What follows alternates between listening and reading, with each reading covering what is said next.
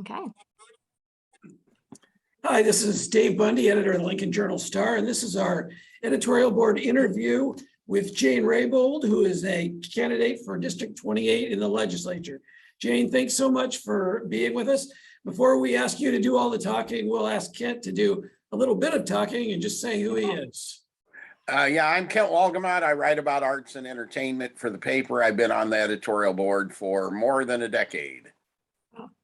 But time flies when you're having fun, right, Kent? So. Oh, yeah.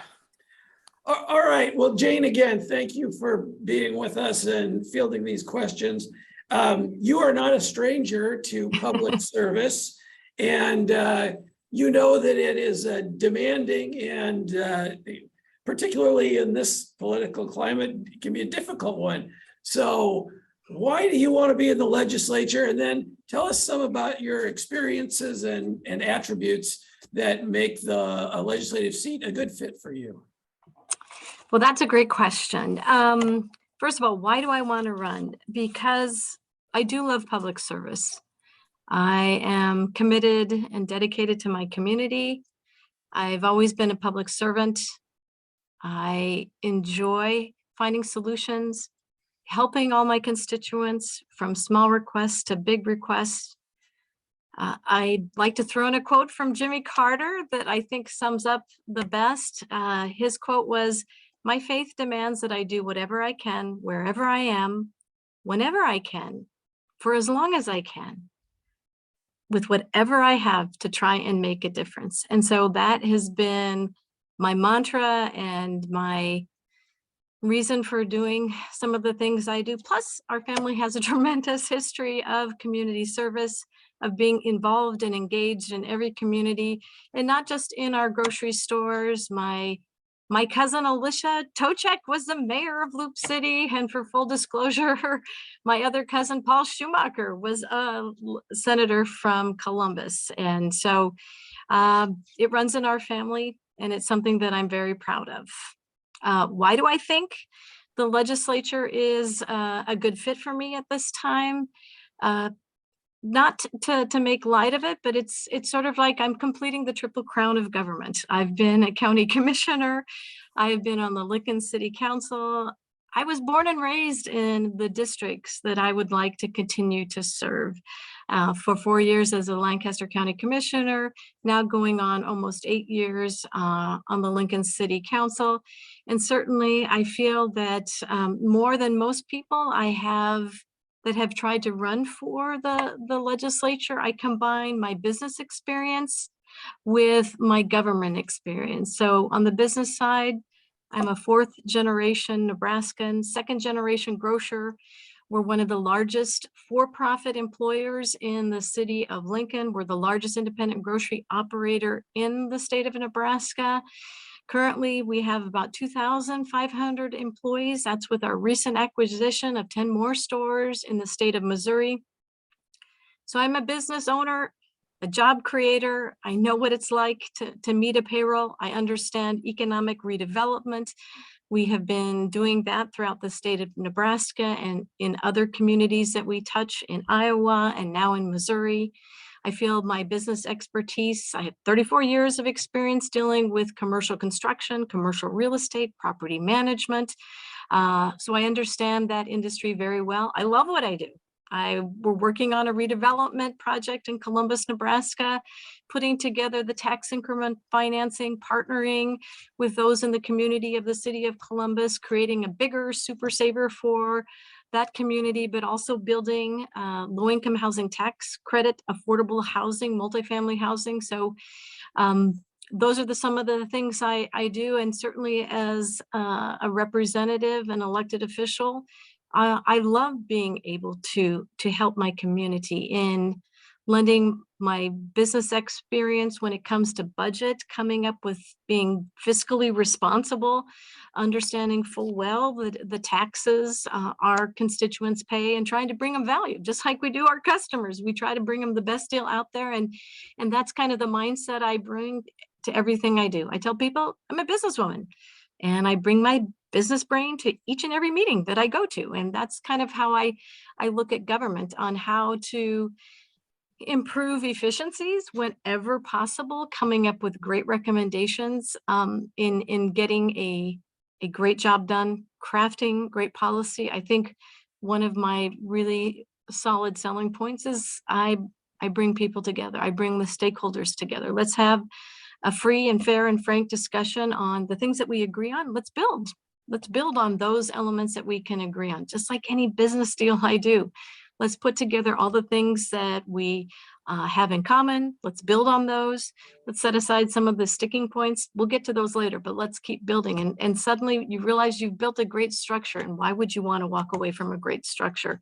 These are small elements that we can get to at a later point in time, or we can try to pick out one or two that really needs to get done before we move forward on that. So I bring that expertise to policy, and I say that I will hit the ground running from day one. I have the government experience, understanding the legislature as well, particularly on the county side. I think the county experience has been much more practical. I know a lot of the players already from my years of government service, and I look forward to being effective from day one, and being able to work with my colleagues in a very collaborative and cooperative way. And I know how important that is. I want to get everybody to play nice and try to reduce some of the divisiveness we see. So I feel I'm ready. I'm ready to move on to this and willing to serve my community in this capacity. Well, you touched on this next question already a little bit in that answer, but we're the nation feels divided, the state feels divided, people are politically polarized, even within the 28th district, even though they've got some geography in common. So how do you work with, how do you listen to people who may think very differently from you? Well, you're right. That is a big challenge. I mean, I'm a fact-driven, data-driven, resource-driven person, and that's how our business has been successful since 1964. We're not swayed by. That's what I love about business. There's not a lot of emotion in business. It's like, okay, this is how the deal looks. This is the structure. These are the numbers. Does it make sense? Is it going to bring value? Are we going to go in the hole on something like this?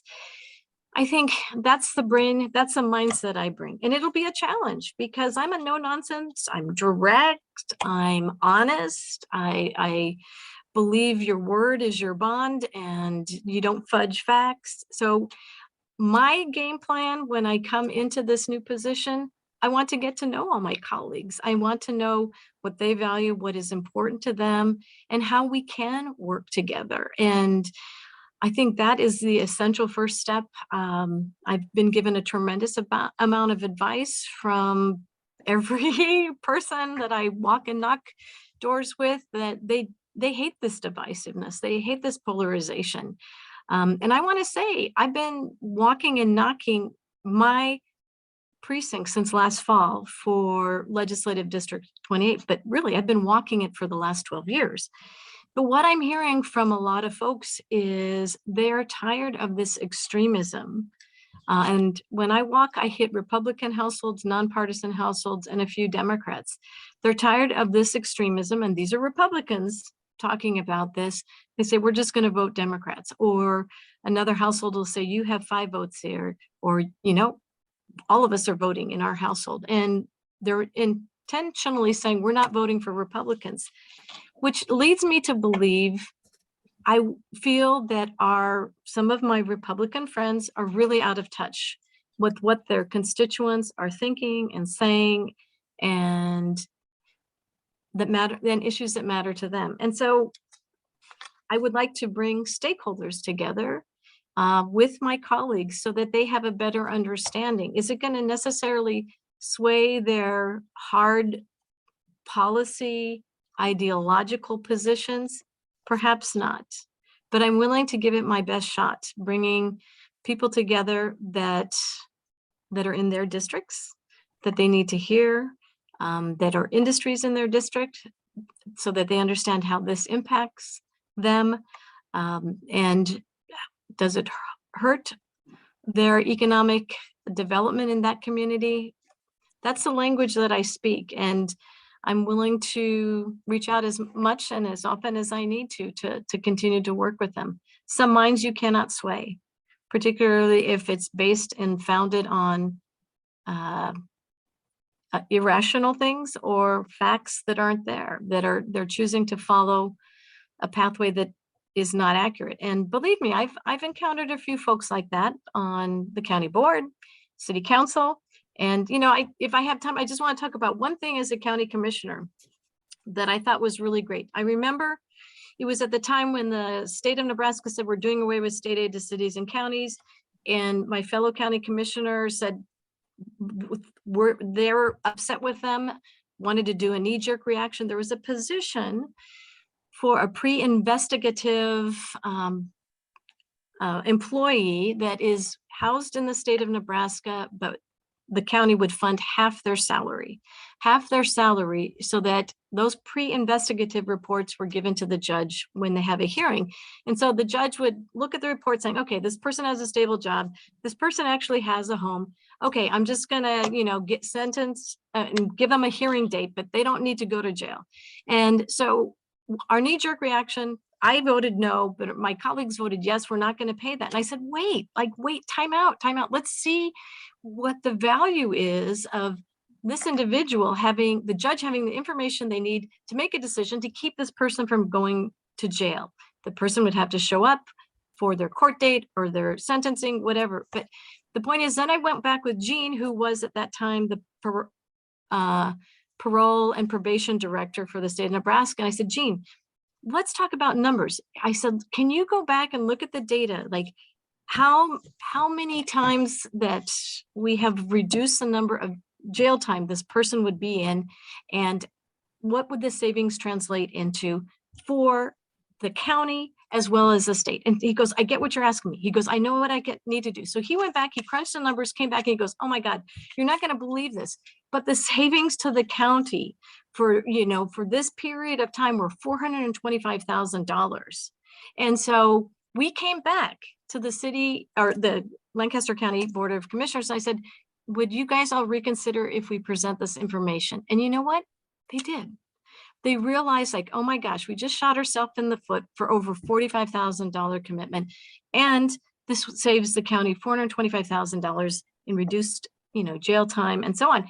So that is like one of the perfect examples of how I operate. Like, don't make a rash decision. Let's put a pause on it. Let's go back. Let's research it. Let's bring some numbers that help us make better decisions. So, okay, sorry, I talked too long, but that's how I operate. That's what I do. That's what I'm good at. That's what I'm good at. We'll pick up the pace just a tiny bit here. Okay. But I've got some questions that are a little more policy oriented, so they might lend themselves to not easy answers, but shorter ones anyway. So immigration is largely a federal issue, but that doesn't stop the legislature from talking about and tackling some of the issues that they feel they can. As far as what the state can do, do you have any priorities, any solutions in terms of crafting some kind of solution for immigration that the state does have per view? Well, I think there are changes afoot that are all really good for our state of Nebraska. And it started with Blueprint Nebraska. We need to be a more welcoming state. A lot of business people took it to mean like, hey, we need to slash taxes. We need to lower income taxes. That's how it's going to attract more businesses.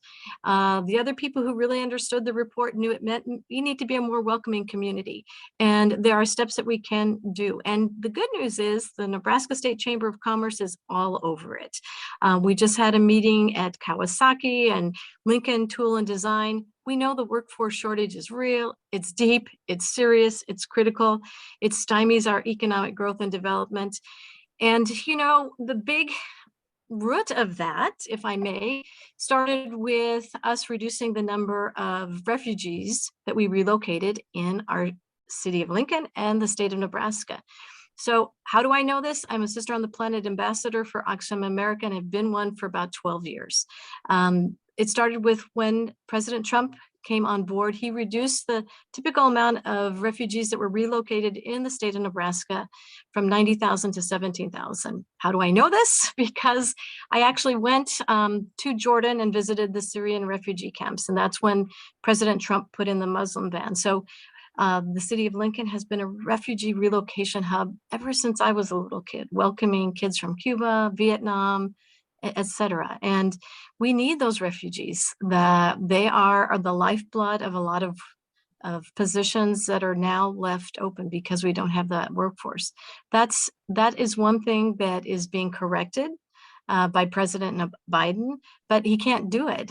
He can't ramp up quickly enough because, for example, Lutheran Family Services in the city of Lincoln had to let go their tremendous staff because the refugees that were relocated trickled down to about nothing to the state of Nebraska. So it takes time for them to ramp up. So that's one thing that is going on, and all the agencies that have been helping with the Ukrainians and Sudanese and all the others are slowly ramping up to be able to to increase their intake of individuals and help them get integrated in our wonderful state of Nebraska. So that's one step. The state chamber talked about, like, we need more workers permits. We need to make sure that we do everything to facilitate those. Great example, Daniel's sweet corn farm outside of Columbus, Nebraska. You know, I think they had about 26 guest worker permits, and they need double the guest worker permits to allow more individuals to come in and help with the harvest. So we can help by facilitating those and expediting those as well.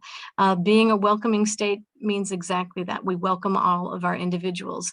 I know that my hero, Senator Diana Shimmick, because she was the first one to be an advocate for the Dreamers. And certainly I have been an advocate for DACA, Deferred Action Childhood Arrivals, for as long as that program has been around, since President Obama. So those are also critical to make sure that we retain them and make sure, like what we've done, giving them in-state tuition to higher education for those that graduate from Nebraska high schools, and making sure that they are felt welcome. They are an integral part of our workforce. But there's other ideas besides immigration that can also help with our workforce. Accusations of voter fraud have cast doubt on the election process. What would you do if you were pressured to play a role in overturning an election? And then, are more election-related protections needed, either on the side of voting rights or on the side of ballot security? Well, first of all, the elections in Nebraska have consistently been free and fair. We have had no reported incidents of fraud whatsoever. So it's something that we should all be very, very proud of in our state of Nebraska. The one thing I do see is impinging on voter rights and voter accessibility.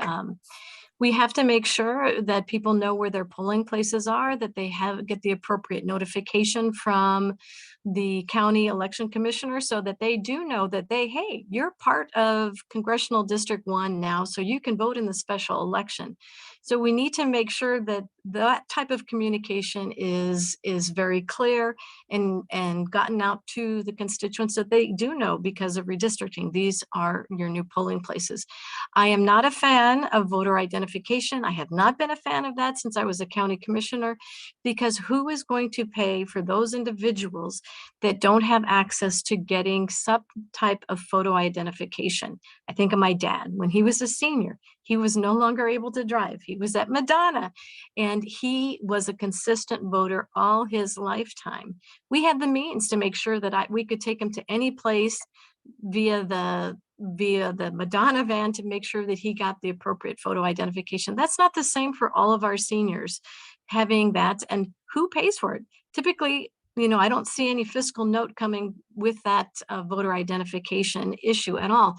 That's been the driving force. It disenfranchises seniors, it disenfranchises folks with disabilities, it disenfranchises a lot of student population, who's a very mobile population, and it disenfranchises a lot of low-income individuals who are also very mobile. And don't have a consistent address at all points of time. It makes another hassle for them to try to get the right identification with the appropriate address so that they are approved and validated to vote. I think we should be doing more things. I love the things. I think Lancaster County has the right idea. Expanding the times where you can actually go into the county commissioner's office to vote. I can tell you, when I knock on doors right now, I ask people, so are you a person who loves to do early voting, or do you just love to go to the polls? And they say they get excited. They love to share what their experience is. And anecdotally, I would say 85% of the households I have knocked, they're doing early voting. They love voting by mail, but there's, that small number of folks that they say, I love to go to the polls. I love to go to the polls to get my sticker. So I think we should be doing more things and not doing things that are not productive to allow voters to have easier access, more hours, and less obstacles to voting. The other things I've talked about on my campaign are campaign finance reforms, which are really, really, really important. I don't think statewide elected officials should be able to dump unlimited sums of money on ballot initiatives or for candidates. I would like to see a cap on the statewide elected officials on how much they can actively engage in that campaign finance process. I'd like to see caps on funding. In the state of Nebraska, our surrounding states have limits and caps, I think, and we need more full disclosure for all campaign finance contributions. I think people appreciate knowing, like, oh, so that's where that person is getting all that money from. So I think some of these I'm in league with the League of Women Voters on a lot of their campaign finance reform that we should be doing. And those are some things I hope to introduce in the upcoming legislative sessions. All right. Describe your views on prohibiting or limiting abortion in Nebraska. It's undoubtedly going to be on folks' minds. Yes, I know that it is definitely a very contentious issue and has been for many years. I do support the current policies in the state of Nebraska that still allow safe and legal abortions in our state of Nebraska up to 20 weeks of pregnancy. In my response to some of the questionnaire, I said, I am a pro-choice Catholic. I live my faith, but I firmly believe that government has no place or position in making these very personal and private family decisions that should only be made with the advice of the family's physician and their own faith without government interference. All right. And then I have a very last question, but I have a second to last question, and then Ken will probably have a couple. Should the legislature scrap nonpartisanship? No, I think it's such a unique and beautiful tradition of our state. And the more I campaign and the more I have outreach with all the lobbying groups, it is an essential part of allowing great discourse, of not being penalized or by any party for your stance on any position that you might take. So I think it's a uniqueness of our unicameral, and I see the political headwinds blowing towards one party system. And I can tell you that's, a reason why I've been involved in so many statewide races. It's so integral to my fellow Nebraskans that they hear the reality of some issues, that they hear how some issues will impact them, and that they understand that there's just not one way of getting things done. And I commit to never misleading them on issues, but it's important that they hear the point and the counterpoint of a debate, and making sure that they understand the ramifications of some of the policies that are pushed blindly without understanding. I'm big on doing feasibility studies. I'm big on, assessing and validating data. So they need to hear both sides of every issue. And that's, I think, the beauty of the nonpartisan tradition that we've had for years. All right, Kent, this is where you're on. We did this with Danielle Conrad a couple weeks ago. This is sort of the lightning round. I'll give you 3 issues. What are your thoughts on the 2 big water projects that sort of got approved in the last legislature? The canal in southwest Nebraska from Colorado and the lake up at Ashland. 2, your thoughts on prison. Do we need to build a new prison, or what can be done to solve our corrections crisis? And 3, and this one is a big one. So the property tax reform, property tax relief, tax reform, what needs to be done on those issues? Okay, I support the governor in his initiatives out west to build the canals. I don't know if you're aware, but a group of state senators went out there already to explore and saw exactly what the state of Colorado was doing. We do need to do everything we can to ensure our water rights. Water is going to be a big deal going forward with climate change. It is going to be the deal that we have to deal with. We know it on the Lincoln City Council. We need an alternative water source. So water is a big deal. I do not support the recreational lake initiative because I think that is an improper use of our limited water resources. I know we're blessed with the Ogallala Aquifer more than any other state, I think, in the entire United States. It's a resource that we should use judiciously. So I don't support do they call it a Star Wars project with the lake, something like that. That's what they called it, yeah. Yep. I think we need to be focused on smart, judicious use of taxpayer dollars for projects that safeguard water accessibility. I go up to Columbus, Nebraska a lot.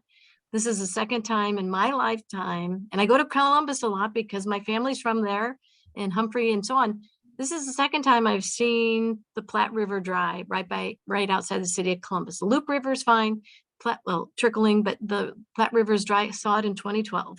I was shocked, and so now it's dry. So that's a scary thing. The next question that you touched on was jails. Prison. Do I support building a new prison? No, I do not. I am a big, huge fan of alternatives to incarceration, criminal justice reform. I'm glad to see the article in the paper about problem-solving courts. I have been a huge fan of problem-solving courts from the time I was on the county board to city council. I tell people I'm addicted to going to drug court graduations.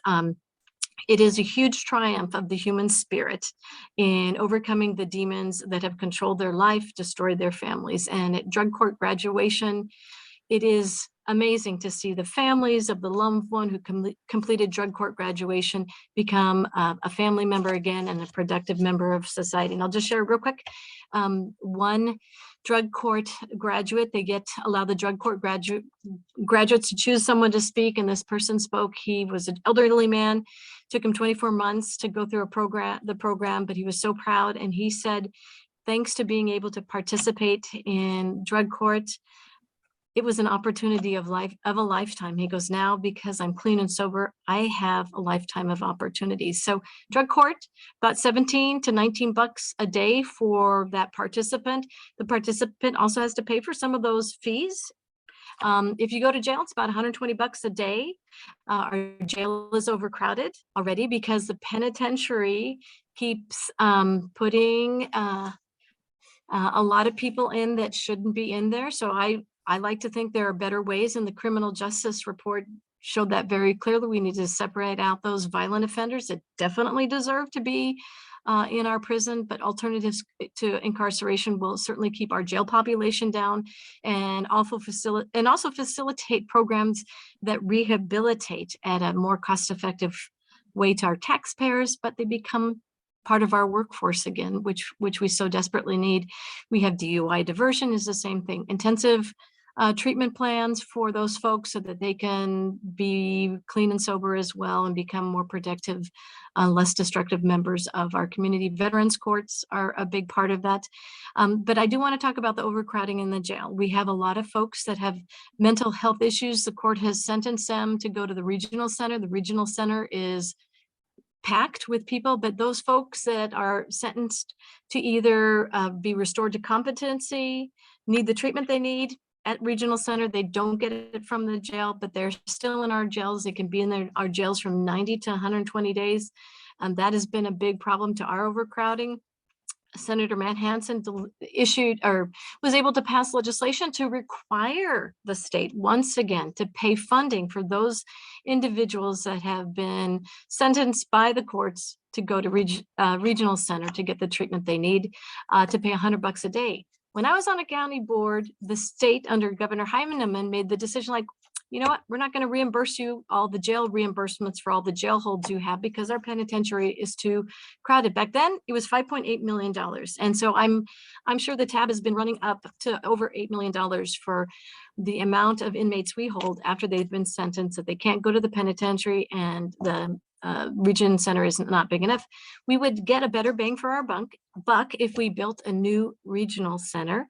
But the sticking point is we need to hire the right professionals there, the psychiatrists and psychiatric team that needs to staff it to really help restore these people to competency or make sure they get stabilized in the treatment they need. So more money should be spent on mental health, on those capacities, and doing so would help reduce sending to some of those folks to the penitentiary, embracing some of the criminal justice reforms, particularly sentencing reform. That's one thing I hope to champion. I would love to work with Suzanne Geist and talk about, okay, what are the issues that we could agree on? And let's get something passed that will help reduce the number of the inmate population in our penitentiary. The last issue, property tax, my favorite topic to talk about property tax. Again, I bring baggage, having been a county commissioner when Governor Heineman said we're not going to pay the state aid to cities and counties anymore. Back then, I remember the number, about $1.6 million to the city of Lincoln, about 1.2, 1.4. And guess what? That just created a budget deficit that very year, of doing that. I think they need to restore the state aid to cities and counties in exchange for looking at lowering our property tax rate to a commensurate manner. Big sticking point, as we have seen all these years, is the property tax rate is driven by our wonderful public education. 62 cents out of every dollar in the city of Lincoln goes to support public education. I know that Senator Lynn Walls was doing a valiant attempt to try to right size that using some of the surplus to start funding public education and trying to get somehow the property tax reduced and finding sustainable funding from maybe the sales tax going forward. State of Nebraska, as you know and have reported, ranks 49th in all of our states in the United States with the least amount of funding the state of Nebraska contributes to our public education. And having traveled all over the state of Nebraska a few times, we see in the counties that are strapped, they're very proud of their public education, but it's always a battle and contentious one with the farmers and the ranchers, who, by the way, the farmers and the ranchers that become county commissioners or county supervisors, they know the challenging position that they're in, and they always side with funding public education because we need an educated workforce. And I think Nebraska is proud of the our workforce that comes out of our state that people try to recruit and attract to other states. And so it all boils down to, how do we right size property tax rate? And I can tell you the way that they're doing it right now is the most ineffective, inefficient way, where people have to go online to apply to get a property tax relief from some of the funding. I know there's a lot of mistrust between the state and the county and the city on trying to come up with a more equitable way, but I think if there are strings attached, let's try it for a while. Let's try property tax relief. Let's reduce or provide state aid to cities and counties, and let's see how well they manage it, and if they're able to keep property tax rate flat. And I know I hear back and forth, your valuations are going up, and, certainly elected officials cannot take the blame for that. That is a market-driven element that is good and it's bad, but it is what it is. And I would like us to be more fiscally conservative about how we use those valuations. I have advocated always throughout my career as a county commissioner, city council. I'd like to see more property tax relief come from some of the valuations rather than spending it on additional programs or other things that we need to be more fiscally, better fiscal stewards on. Well, Jane, we are out of time, but I've got one last question for you to answer as briefly as possible. What didn't we ask that you wish we would have? What? That's a really good question. Sorry to spring it on you when we're out of time. Yeah, but that's okay. You know, I'd like to end the urban-rural divide that keeps growing. It's really imperative that we bridge that divisiveness. And I like to think it's based on a solid foundation of misinformation that gets regularly churned and rechurned. You know, I'm all about economic reinvestment in our community. One of, you didn't ask me like what committee I wanted to be on. And I've flip-flopped so many times on what committee. I'd like to be on appropriations. I think that's a stretch for a rookie senator. But then I thought, okay, because I'm so gung-ho on criminal justice reforms, I want to be on the judiciary. But then, I think I've landed on DHHS and banking and insurance because we're underfunding reimbursables to our providers, our nursing homes, our home health care.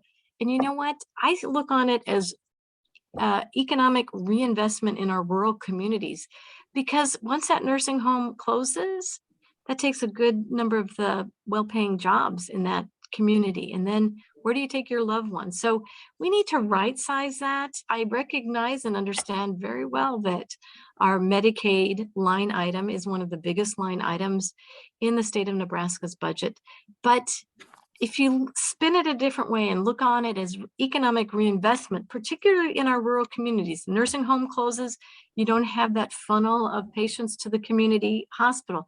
Community hospital closes. So the home health care providers out in central and western Nebraska are no longer economically viable. They can't operate under these razor thin margins, and they can't wait 90 days to get reimbursed or have to hire a special person to haggle with the administrator of the Medicaid dollars. So I think I found a new cause, and I know it's vitally important to help bridge that gap. And I think they need to have senators who understand how important it is to keep our rural communities vibrant. Their economic vitality is important. And I think healthcare is probably one of the, well, I can tell you, healthcare is the biggest issue when it comes to our Nebraska constituents, making sure that it's affordable and accessible. All right, well, Jane, thank you very much for the 30 minutes and the bonus round we got. We wish you the best with your campaign, and thank you for spending some time with us this morning. Thank you for all the time you gave me. Sorry, I've become a long-winded politician, and I apologize for that. But I'm really eager to get out there and serve and make a difference. All right, well, thanks so much. Thanks so much. Bye-bye.